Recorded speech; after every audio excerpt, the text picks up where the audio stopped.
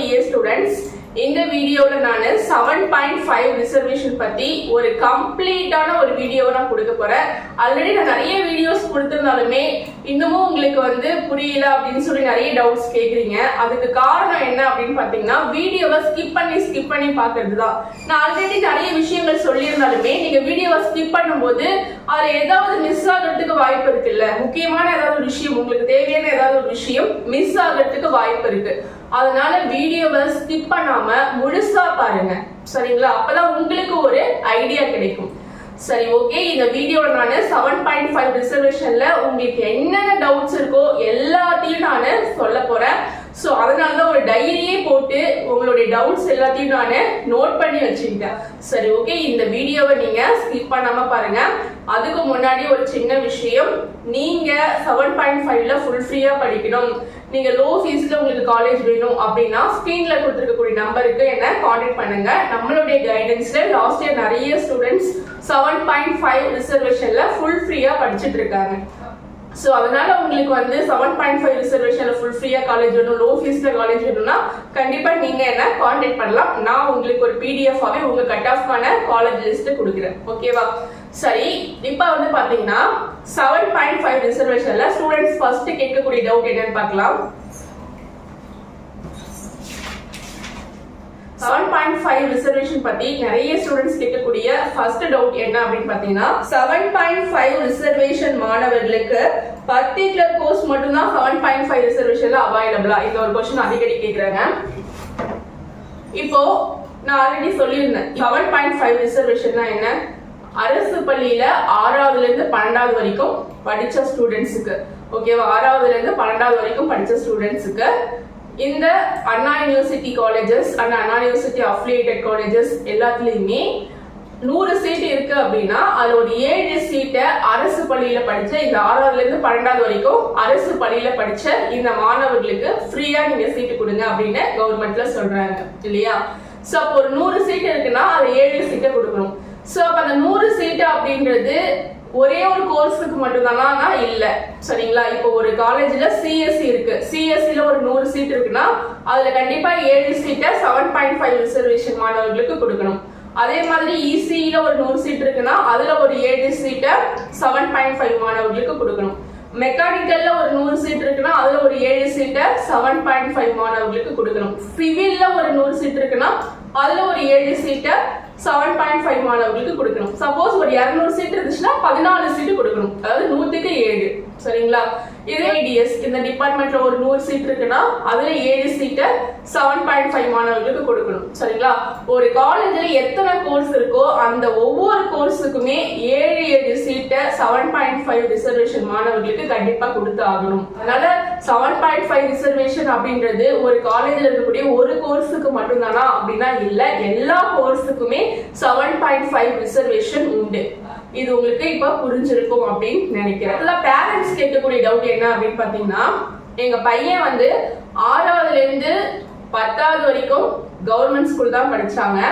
11th நான் government aided ஸ்கூல்ல போய் ஜாயின் பண்ணேன். ஒரு 10 டேஸ் தான் ஸ்கூலுக்கு போனாங்க. அதுக்கப்புறம் நான் டிசி வாங்கிட்டு திரும்பவும் கவர்மெண்ட் ஸ்கூல்லே போட்டுட்டேன். சோ அப்போ 10 நாள் தான் கவர்மெண்ட் எய்டட் ஸ்கூல் போனாங்க. திரும்ப நான் டிசி வாங்கி கவர்மெண்ட் ஸ்கூல்ல போட்டேன். அப்ப 11th 12th அவங்க ஃபுல்லாவே கவர்மெண்ட்ல தான் கம்ப்ளீட் பண்ணாங்க. இப்போ என்னுடைய பையனுக்கு 7.5 ரிசர்வேஷன் கிடைக்குமா அப்படின்னு கேக்குறாங்க. கண்டிப்பா கிடைக்கும், சரிங்களா? ஏன்னா அந்த பையன் எய்டட் ஸ்கூல்ல ஒரு 10 நாள் தான் கிளாஸ் போயிருக்கான். அவன் அதுக்கப்புறம் டிசி வாங்கிட்டு ஃபுல்லா படிச்சது கவர்மெண்ட் ஸ்கூல்ல தான் அவன் படிச்ச எக்ஸாம் எல்லாம் எழுதிருக்கான் இல்லையா? சோ அதனால அப்படிப்பட்ட மாணவர்களுக்கு கண்டிப்பா 7.5 ரிசர்வேஷன் அவைலபிள். இது தவிர்த்து இப்ப 6வதுல இருந்து 10வது வரைக்கும் அந்த ஒரு ஸ்டூடெண்ட் கவர்மெண்ட் ஸ்கூல்ல படிச்சிருக்கான். 11வது ஃபுல்லாவே கவர்மெண்ட் எய்டட் ஸ்கூல்ல தான் படிச்சான் அப்படின்னா 7.5 ரிசர்வேஷன் எலிஜிபிள் கிடையாது, சரிங்களா? அது ஒரு வருஷம் ஃபுல்லா கம்ப்ளீட் பண்ணிட்டாங்க. கவர்மெண்ட் ஸ்கூல்ல தவிர்த்து கவர்மெண்ட் எய்டட்லயோ இல்ல பிரைவேட்லயோ ஒரு வருஷம் ஃபுல்லா கம்ப்ளீட் பண்ணிட்டாங்க அப்படின்னா கண்டிப்பா இந்த 7.5 ரிசர்வேஷன் அப்படின்றது எலிஜிபிள் கிடையாது. சரிங்களா, ஃபுல் அண்ட் ஃபுல் வந்து கவர்மெண்ட் ஸ்கூல்ல தான் கண்டினியூ பண்ணிருக்கணும். ஏதோ ஒரு 10 நாள் தான் நம்ம பிரைவேட் ஸ்கூல் போனோம், அங்க டிசி வாங்கிட்டு வந்துட்டு உடனே கவர்மெண்ட் ஸ்கூல்ல சேர்த்துட்டோம். ஒரு 10 நாள் கவர்மெண்ட் எய்டட் ஸ்கூல் போனோம், அங்க டிசி வாங்கிட்டு வந்துட்டு திரும்ப நாங்க கவர்மெண்ட் ஸ்கூல்ல சேர்த்துட்டோம் அப்படின்னா இந்த மாதிரியான மாணவர்களுக்கு 7.5 ரிசர்வேஷன் அவைலபிள். சரிங்களா, சோ அவங்க வந்து 7.5 ரிசர்வேஷனை பயன்படுத்திக்கலாம். சோ அரசு பள்ளியில 6ஆவதுல இருந்து 12ஆவது வரைக்கும் படிச்சிருக்கணும். ஸ்டூடெண்ட் கேட்டாங்க, மேம் நாங்க வந்து 6ஆவதுல இருந்து 10ஆவது வரைக்கும் ஒரு ஸ்கூல்ல படிச்சோம், கவர்மெண்ட் ஸ்கூல்ல. 11ஆவது 12ஆவது வேற ஒரு கவர்மெண்ட் ஸ்கூல்ல போய் படிச்சோம், ஆனா அதுவுமே கவர்மெண்ட் ஸ்கூல் தான், எங்களுக்கு வந்து 7.5 ரிசர்வேஷன் கிடைக்குமா அப்படின்னு கேட்டா கண்டிப்பா கிடைக்கும். சரிங்களா, நீங்க ஒரு வருஷம் ஒரு கவர்மெண்ட் ஸ்கூல் கூட படிச்சுட்டு போங்க. 6ஆவதுல ஒரு கவர்மெண்ட் ஸ்கூல், 7ஆவதுல ஒரு கவர்மெண்ட் ஸ்கூல், 8ஆவதுல ஒரு கவர்மெண்ட் ஸ்கூல், 9ஆவதுல ஒரு கவர்மெண்ட் ஸ்கூல், எத்தனை ஸ்கூல் வேணா மாத்திக்கோங்க. ஆனா எல்லாமே கவர்மெண்ட் ஸ்கூலா இருக்கக்கூடிய பட்சத்துல உங்களுக்கு 7.5 ரிசர்வேஷன் எலிஜிபிள். ஓகேவா, இப்போ உங்களுக்கு புரிஞ்சிருக்கும் அப்படின்னு நினைக்கிறேன். சோ அப்போ 7.5 ரிசர்வேஷன் அப்படின்றது 6ஆவதுல இருந்து 12ஆவது வரைக்கும் பியூரா கவர்மெண்ட் ஸ்கூல்ல படிச்சிருக்கணும். ஒரு 10 நாள் நாங்க வந்து வேற ஒரு ஸ்கூலுக்கு போயிட்டு திரும்ப டிசி வாங்கிட்டு கவர்மெண்ட் ஸ்கூலுக்கே வந்துட்டோம் அப்படின்னா அதுல எந்த ஒரு ப்ராப்ளமும் கிடையாது, உங்களுக்கு அதுவுமே எலிஜிபிள் உண்டு. சரிங்களா, இப்போ உங்களுக்கு கிளியரா இருக்கும். சோ அடுத்தது என்ன அப்படின்னு பாத்தீங்கன்னா, இது வந்து 2வது டவுட், நிறைய ஸ்டூடெண்ட்ஸ் கேட்கக்கூடிய 2வது டவுட். 3வது டவுட் என்னன்னா, நாங்க டிஎன்ஏ போய் ரெஜிஸ்ட்ரேஷன் பண்ணா அங்க எங்களுக்கு 7.5 ரிசர்வேஷனே காமிக்க மாட்டேது மேம், நாங்க என்ன பண்றது? இதுதான் நிறைய பேர் கேக்குறீங்க. நீங்க டிஎன்ஏ ரெஜிஸ்ட்ரேஷன் வந்து 7.5க்கு வேற மாதிரி பண்ணணுமா அப்படின்னு கேக்குறீங்க. அப்படிலாம் கிடையவே கிடையாது. சரிங்களா, நீங்க வந்து டிஎன்ஏ ரெஜிஸ்ட்ரேஷன் வந்து ஜெனரல் கவுன்சிலிங் ஸ்டூடெண்ட்ஸ் எப்படி பண்றாங்களோ அப்படிதான் 7.5 ரிசர்வேஷன் ஸ்டூடெண்ட்ஸும் டிஎன்ஏ ரெஜிஸ்ட்ரேஷன் பண்ணணும். என்ன ஒரு விஷயம் அப்படின்னு பாத்தீங்கன்னா, டிஎன்ஏ ரெஜிஸ்ட்ரேஷன் பண்ணும்போது என்ன 7.5 ரிசர்வேஷன் ஸ்டூடெண்ட்ஸ் வந்து அரசு பள்ளி மாணவரா கேக்குறாங்கல்ல, அதுக்கு நீங்க ஆம்னு கொடுக்க போறீங்க, அவங்க இல்லைன்னு கொடுக்க போறாங்க, அவ்வளவுதான் வித்தியாசம். நீங்க எம்இஎஸ் நம்பரை கொடுக்க போறீங்க, அவ்வளவுதான். சரிங்களா, அடிஷனலா நீங்க அரசு பள்ளி மாணவரா கேக்குறாங்கல்ல, அதுக்கு ஆம்னு கொடுத்துட்டு எம்இஎஸ் நம்பரை கொடுத்தாலே நீங்க 7.5 ரிசர்வேஷனுக்கு எலிஜிபிள் ஆகிடுவீங்க. அவங்க அந்த எம்இஎஸ் நம்பர் வச்சு நீங்க 6ஆவதுல இருந்து 12ஆவது வரைக்கும் எந்த ஸ்கூல்ல படிச்சிருக்கீங்க அப்படின்னு உங்க ஹிஸ்டரியே தெரிஞ்சுப்பாங்க. சரிங்களா, அதனால நீங்க வந்து அதுக்காக ஒரி பண்ண வேண்டிய அவசியம் கிடையாது. நிறைய வீடியோஸ்ல சொன்னாலுமே திரும்ப திரும்ப திரும்ப திரும்ப உங்களுக்கா ஒரு பயம் வந்து என்கிட்ட கேட்டுட்டே இருக்கீங்க. இப்ப இந்த ஒரு டவுட்டுமே உங்களுக்கு கிளியர் ஆயிருக்கும் அப்படின்னு நினைக்கிறேன். சில பேர் சொல்றீங்க, மேம் டிஎஃப்சி சென்டர்லயே சொல்றாங்க போனோஃபைட் சர்டிபிகேட் முக்கியம், நீங்க போய் போனோஃபைட் சர்டிபிகேட் வாங்கிட்டு வாங்க அப்படின்னு சொல்றாங்க அப்படின்னு சொல்றீங்க. டிஎஃப்சி சென்டர்ல இருக்கவங்க சொல்றது எல்லாமே 100% உண்மை ஆகாது.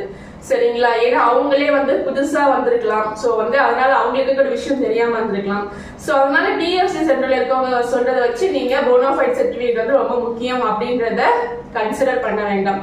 ஏன்னா லாஸ்ட் இயர் ஸ்டூடெண்ட்ஸ், ஓகேவா, லாஸ்ட் இயர் ஸ்டூடெண்ட்ஸ்லாம் வந்து பாத்தீங்கன்னா போனோஃபைட் சர்டிபிகேட் எதுவுமே அப்லோட் பண்ணவே இல்லை. அரசு பள்ளி மாணவரா அப்படின்ற அந்த கேள்விக்கு ஆம் அப்படின்ற ஒரு பதில் அளிச்சுட்டு எம்இஎஸ் நம்பர் மட்டும் தான் அப்லோட் பண்ணாங்க. சரிங்களா, அது எப்படி ஒரு டிஸ்ட்ரிக்ட்ல ஒரு மாதிரி இருக்குமா? எல்லாருமே ஓவரால் தமிழ்நாட்டுல எல்லாருக்குமே தான் இன்ஜினியரிங் கவுன்சிலிங் ஒரே மாதிரி தான்.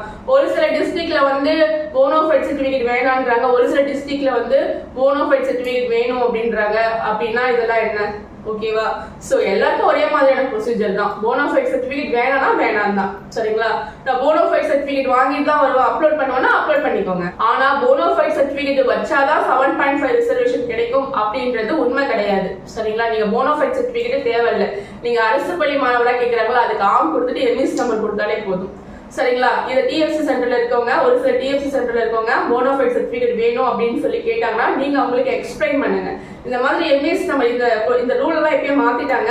இந்த மாதிரி எம்இஎஸ் நம்பர் கொடுத்தாலே நாங்க வந்து கவர்மெண்ட் ஸ்கூல் பிள்ளைங்க அப்படின்றத அவங்க அனலைஸ் பண்ணிப்பாங்க அப்படின்றத நீங்க அவங்களுக்கு எக்ஸ்பிளைன் பண்ணுங்க. சரிங்களா, ஓகே. இப்ப வந்து பாத்தீங்கன்னா அடுத்தது வந்து நம்ம சொல்லக்கூடிய விஷயம் என்ன அப்படின்னு பாத்தீங்கன்னா, ஸ்டூடெண்ட்ஸ் கேட்கக்கூடிய டவுட் என்னன்னா, மேம் கவர்மெண்ட் ஸ்கூல்ல படிச்ச எல்லாருக்குமே, அதாவது 7.5 ரிசர்வேஷன்ல இருக்கக்கூடிய எல்லாருக்குமே சீட்டு கிடைக்குமா அப்படின்னு ஒரு கொஸ்டின் கேக்குறீங்க. சரிங்களா, இதுக்கு நான் உங்களுக்கு ஒரு எக்ஸ்பிளனேஷன் கொடுக்க போறேன். சரிங்களா, லாஸ்ட் இயர் நடந்த விஷயத்தோட இதை நான் கம்பேர் பண்ணி உங்களுக்கு ஒரு எக்ஸ்பிளனேஷன் கொடுக்க போறேன். சோ இதை நீங்க வீடியோவை ஸ்கிப் பண்ணாம பாருங்க. லாஸ்ட் இயர் வந்து பாத்தீங்கன்னா 3 ரவுண்டா பிரிப்பாங்க. ஆக்சுவலா வந்து ஜெனரல் கவுன்சிலிங்க்கு எப்படி 3 ரவுண்டா பிரிக்கிறாங்களோ அதே மாதிரி உங்களுக்கும் 3 ரவுண்டா பிரிப்பாங்க. உங்களுக்கு அவங்களுக்கு ஒரே நேரத்துல தான் கவுன்சிலிங் நடக்கும். சரிங்களா? நீங்க வந்து 7.5 ரிசர்வேஷன் ஸ்டூடெண்ட்ஸா இருந்தீங்கன்னா 7.5 ரிசர்வேஷன் கவுன்சிலிங்கும் அட்டென்ட் பண்ணலாம், ஜெனரல் கவுன்சிலிங்கும் அட்டென்ட் பண்ணலாம். 7.5 ரிசர்வேஷன் கவுன்சிலிங்ல சீட்டு கிடைச்சிருச்சு, ஜெனரல்லயும் சீட்டு கிடைச்சிருக்கு அப்படின்னா ஜெனரல்ல இருக்கக்கூடிய சீட்டை அப்படியே விட்டுட்டு 7.5ல கிடைச்சிருக்கக்கூடிய சீட்டுக்கு எஸ் கொடுத்து கன்ஃபார்ம் கொடுத்து நீங்க காலேஜ்ல போய் ஜாயின் பண்ணிக்கலாம். ஏன் ஜெனரல் இருக்கக்கூடிய சீட் அப்படியே விட்டுருங்கன்னு சொல்றேன்னா, அதுல நீங்க போனீங்கன்னா பணம் கட்டுற மாதிரி இருக்கும். 7.5ல உங்களுக்கு ஃப்ரீயா கிடைக்கும் போது ஏன் அதுக்கு போறீங்க? ஒரு சேஃப்டிக்காக தான் அதை நீங்க யூஸ் பண்ணிக்கலாம். சரிங்களா? இன்னொன்னு, ரவுண்ட் 1 ரவுண்ட் 2 ஸ்டூடெண்ட்ஸ் வந்து தாராளமா 7.5 ரிசர்வேஷனை மட்டுமே நம்பி நீங்க சாய்ஸ் ஃபில்லிங் போட்டுடலாம். ஆனா ரவுண்ட் 3ல இருக்கக்கூடிய ஸ்டூடெண்ட்ஸ் கம்பல்சரி 7.5க்கும் சாய்ஸ் ஃபில்லிங் போடணும், ஜெனரலுக்கும் சாய்ஸ் ஃபில்லிங் போடணும். ஏன் சொல்றேன் அப்படின்றத பாத்துக்கோங்க. லாஸ்ட் இயர் பாத்தீங்கன்னா ரவுண்ட் 1ல 200ல இருந்து 179 கட் ஆஃப் இருக்கிறவங்க வரைக்கும். சரிங்களா? லாஸ்ட் இயர் ரவுண்ட் 1ல 200ல இருந்து 179 கட் ஆஃப் இருக்கிறவங்க வரைக்கும் ரவுண்ட் 1ல வந்தாங்க 7.5 ரிசர்வேஷன்ல. சரிங்களா? ரேங்கிங்ல சொல்லணும்னா ஃபர்ஸ்ட் ரேங்கிங்ல இருந்து 1343வது ரேங்கிங் இருக்கிறவங்க வரைக்கும் ரவுண்ட் 1ல வந்தாங்க 7.5 ரிசர்வேஷன்ல. ரவுண்ட் 2ல வந்து பாத்தீங்கன்னா 178 கட் ஆஃப்ல இருந்து 142 கட் ஆஃப் இருக்கிறவங்க வரைக்கும் ரவுண்ட் 2ல வந்தாங்க. ரேங்கிங்ல சொல்லணும்னா 1344வது ரேங்கிங்ல இருந்து 10837வது ரேங்கிங் இருக்கிறவங்க வரைக்கும் ரவுண்ட் 2ல வந்தாங்க. அதே மாதிரி ரவுண்ட் 3ல பாத்தீங்கன்னா 141வது ரேங்கிங் 141வது கட் ஆஃப்ல இருந்து 77.50 இந்த கட் ஆஃப் இருக்கிறவங்க வரைக்கும் ரவுண்ட் 3ல வந்தாங்க. ரேங்கிங்ல சொல்லணும்னா 10838வது ரேங்கிங்ல இருந்து 31788வது ரேங்கிங் இருக்கிறவங்க வரைக்கும் ரவுண்ட் 3ல வந்தாங்க. சரிங்களா? சோ இதுல உங்களுக்கு என்ன தெரியுது? 31788 பேர் வந்து லாஸ்ட் இயர் வந்து 7.5 ரிசர்வேஷன் கவுன்சிலிங்ல கலந்துருக்காங்கன்றது தெரிய வருது. சரியா? சோ அப்போ 31788 பேர் வந்து லாஸ்ட் இயர் வந்து 7.5 ரிசர்வேஷன் கவுன்சிலிங்ல பார்ட்டிசிபேட் பண்ணிருக்காங்க. அதுல மொத்தமா டோட்டல் தமிழ்நாடு ஃபுல்லா இருந்த சீட்னு பார்க்கும்போது 14250 சீட்டு தான் இருந்துச்சு. சரிங்களா? 14250 சீட்டு தான் மொத்தமாவே இருந்துச்சு.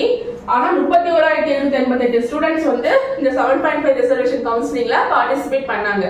அதுல பாருங்க, ரவுண்ட் 1ல ஃபர்ஸ்ட் ரேங்கிங்ல இருந்து 1343, அதாவது 1343 பேர் வந்து ரவுண்ட் 1ல பார்ட்டிசிபேட் பண்ணிருக்காங்க இல்லையா? சோ அப்போ இந்த 1340 இந்த 14250 சீட்ல 1343 சீட் ரவுண்ட் 1ல போயிருக்கும். ஓகேவா? இந்த 14250 சீட்ல 1343 சீட் உங்களுக்கு ரவுண்ட் 1லயே போயிருக்கும் இல்லையா? சோ அடுத்தது 2ல வந்து பாத்தீங்கன்னா 1344வது ரேங்கிங்ல இருந்து 10837வது ரேங்கிங் இருக்கவங்க வரைக்கும் பார்ட்டிசிபேட் பண்ணிருக்காங்க. அப்போ ரவுண்ட் 2 முடியற வரைக்கும், ரவுண்ட் 1 முடிஞ்சு அப்போ ரவுண்ட் 2 கவுன்சிலிங் முடியறதுக்குள்ள, ஓகேவா, ரவுண்ட் 2 கவுன்சிலிங் முடியறதுக்குள்ள எத்தனை பேர் வந்து 7.5ல சீட் எடுத்திருப்பாங்கன்னு பாத்தீங்கன்னா 10837 பேர் வந்து உங்களுக்கு 7.5ல சீட் எடுத்திருப்பாங்க இல்லையா? சோ அப்போ மொத்தமா இருந்த சீட் எவ்வளவு? 14250. அது ரவுண்ட் 2 முடியறதுக்குள்ளவே 10837 சீட் போயிடுச்சுன்னு வச்சுக்கோங்க. அப்ப 14250 இருந்து 10837 போயிடுச்சுன்னா எவ்வளவு? 3413 சீட்டு தான். சரிங்களா? அப்போ ரவுண்ட் 3ல வந்து எத்தனை ஸ்டூடெண்ட்ஸ் இருக்காங்க? 10838ல இருந்து 31788 ரேங்கிங் இருக்கவங்க வரைக்கும் ரவுண்ட் 3ல வந்திருக்காங்க. அப்ப மொத்தமா இருக்கக்கூடிய ஸ்டூடெண்ட்ஸ் எவ்வளவு? 20950 பேர் இந்த ரவுண்ட் 3ல இருக்காங்க. சரிங்களா? ரவுண்ட் 3ல எத்தனை பேர் இருக்காங்க? 20950 பேர் வந்து ரவுண்ட் 3ல இருக்காங்க. சோ அப்ப 20950 பேர் ரவுண்ட் 3ல இருக்காங்க. ஆனா மீதி இருக்கக்கூடிய சீட் ரவுண்ட் 1 ரவுண்ட் 2 முடிஞ்சு மீதி இருக்கக்கூடிய சீட் எவ்வளவு? 3413. சரி, 20950ல 3413 பேர் வந்து சீட் எடுத்துட்டாங்கன்னா பேலன்ஸ் எவ்வளவு இருக்கு? 17537 பேர். அப்ப 17537 பேருக்கு சீட்டே இல்ல. சரிங்களா?